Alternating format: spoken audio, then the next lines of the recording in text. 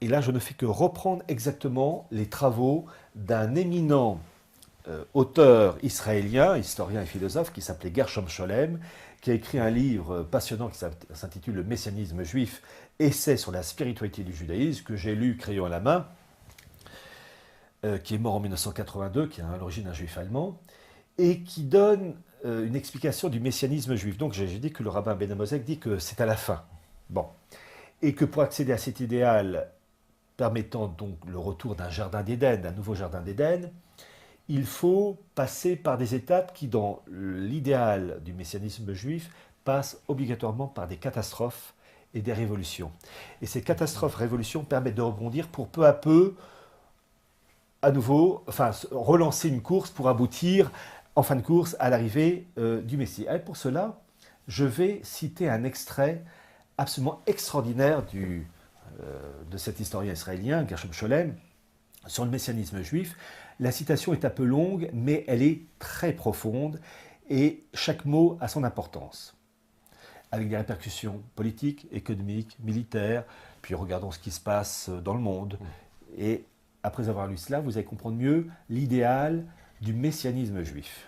Je cite Gershom Scholem, « Le messianisme, en effet, a toujours eu pour objet le rétablissement de l'existence nationale. Bien qu'il mène également au-delà de celle-ci, le messianisme apocalyptique a concilié de façon presque spontanée les promesses et les traditions antiques avec de nouvelles raisons d'y adhérer, avec de nouvelles interprétations et réinterprétations. Le messianisme est pris alors dans la conscience juive un double aspect qu'il a gardé depuis. Ces deux aspects du messianisme se fondent sur les paroles des prophètes où on les rencontre de façon plus ou moins explicite, un aspect qui souligne les cataclysmes et les destructions qui doivent accompagner la venue de la rédemption. Je reprends cette phrase. Un aspect qui souligne les cataclysmes et les destructions qui doivent accompagner la venue de la rédemption, et un aspect d'utopie quant à ce que seront les réalités messianiques.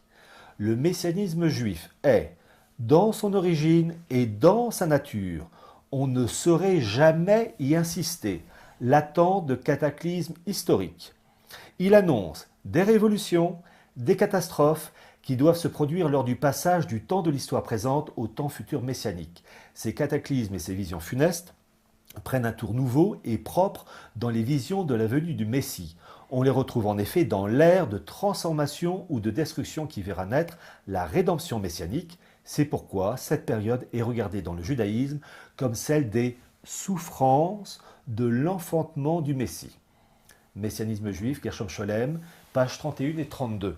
C'est-à-dire que quand on lit ça, ça veut dire que l'arrivée de leur Messie qu'ils attendent en bout de course ne peut arriver que dans la souffrance, par des révolutions, des catastrophes, j'allais dire par le principe de ordo ab chaos,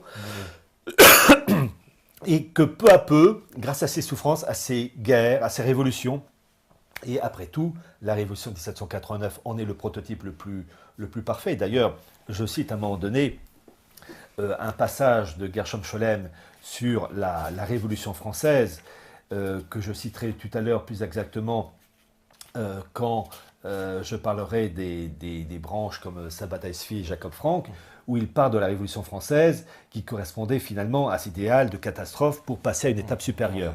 La citation est un peu longue, mais elle est d'une profondeur. Bon. Donc, c'est très intéressant de voir que le Messie que les Juifs attendent toujours, c'est en bout de course. J'ai repris ce qu'a dit le rabbin Ben Amosek. Et pour y arriver, il faut des catastrophes, des révolutions, des cataclysmes. Et plus c'est lourd, plus ces révolutions sont lourdes, puissantes, etc., plus on accélère l'arrivée de ce Messie. On peut dire qu'on est dans une période assez prolifique. J'osais à peine le dire.